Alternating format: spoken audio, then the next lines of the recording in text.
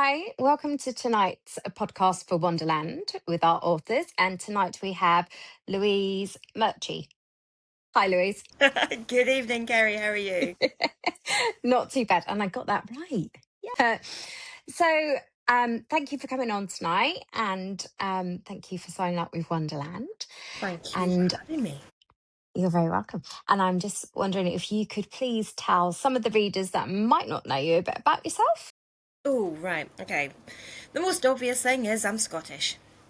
The next most obvious, not so obvious thing is that I don't live there anymore. And I haven't for just over 4 decades. So my husband and my kids are here in the Black Country in the West Midlands, and that's where I currently plonk my arse down on the chairs and call home. Because they're happy and settled, and I have no plans on moving anywhere at the moment. Unless I happen to win the lottery, and well, we can all hope for one of those. But I write second chance romances for those of us later in life, so you'll get your 18-year-old stories occasionally. But primarily, my characters are 35, if not older, and second chances because I've always believed in second chances. That's how the husband and I met. That's the circumstances in which we met, so that's what I started writing back in lockdown. Jeez, yes, 5 years ago. Has it been that long already? It flies Yeah, past, doesn't it? it doesn't feel like it was 6 years ago. 5 years since I published, 6 years since I started writing. So yeah, that's crazy. Wow. Wow.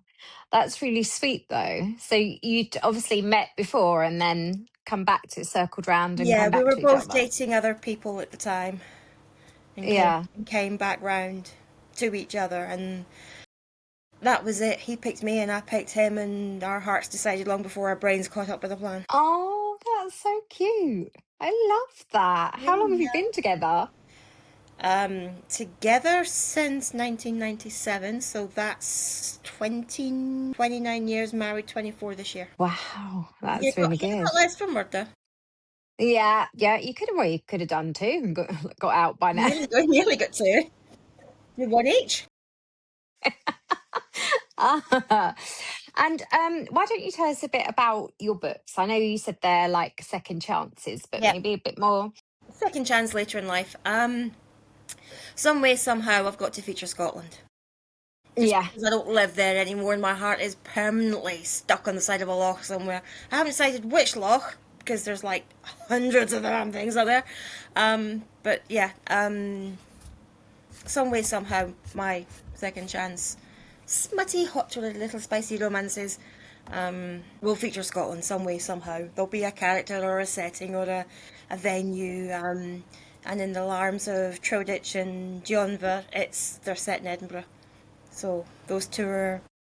I love Edinburgh. I'm partial. I'm from Glasgow, so I shouldn't really be saying this. So I didn't say this, but yeah, I like Edinburgh as well. Yeah. A lot. Yeah, no, I must. I've only been there once, but I was there, and that was it. I've always wanted to go back. Yeah, it's it, Always. it's pretty damn amazing. But there we Yeah.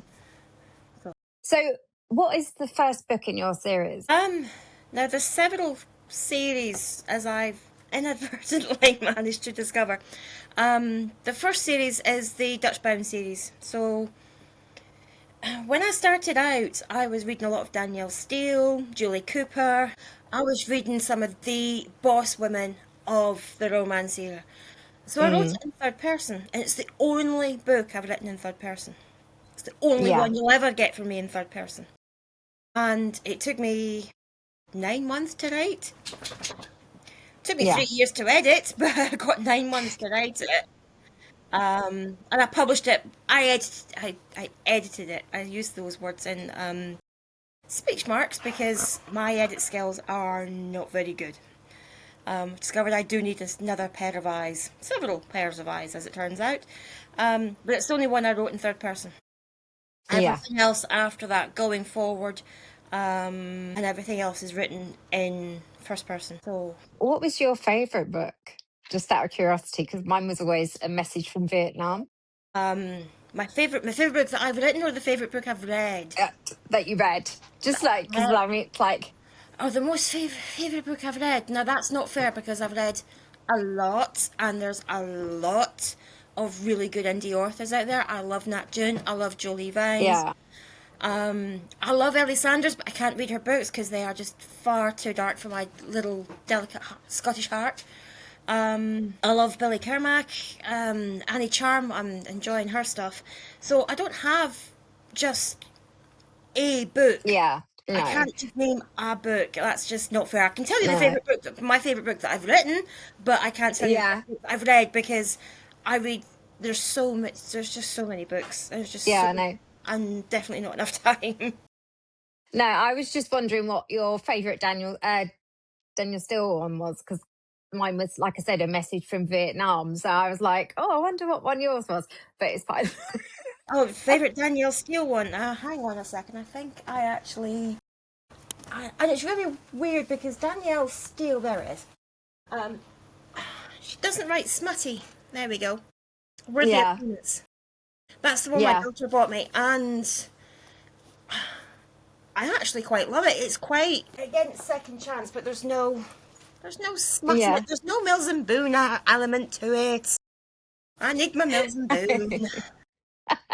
So going back, so what is your favourite book that you have written? Shoreditch. And can you tell me a bit about it? A bit. I can tell you a lot about it. A lot about it. What would you want to know? That's an old cover. It's not the Yeah. current cover. It's an old one. But it's. She says, trying to put that old one back on the shelf. It's the two women in Jomba and Shoreditch are ex-military, and everyone's kind of going, "Oh, women ex-military," and I'm like, "Yeah."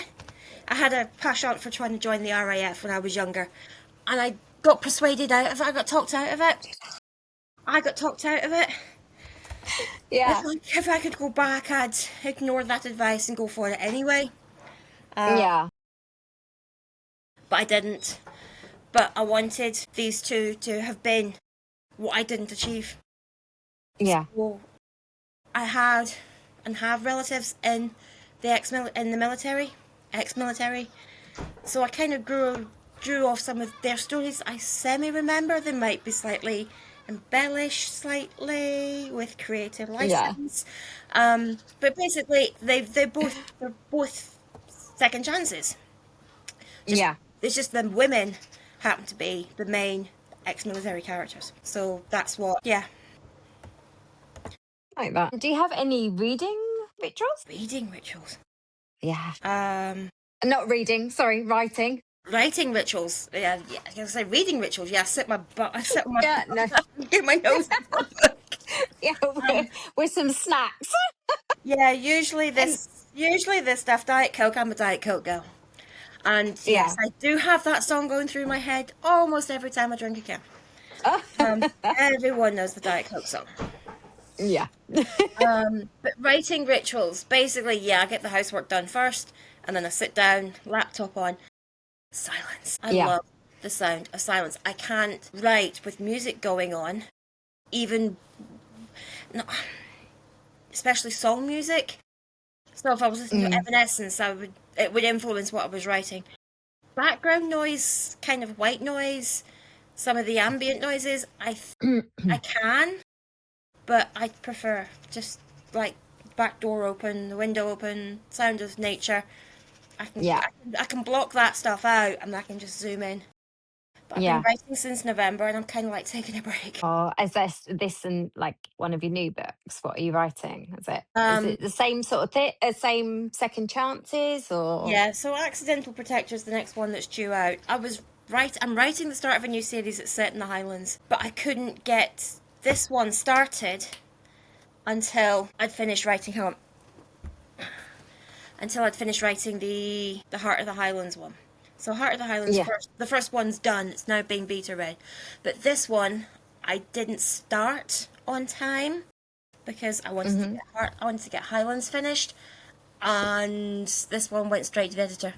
And I went to the editor and went, you're going to have to beta read this for me because if the story arc doesn't hold up, we're going to have to change it. But you're going to have to change it as you're editing it because there's no time. It literally Yeah. has to be with the formatter by July 2nd. That's it. That's my deadline.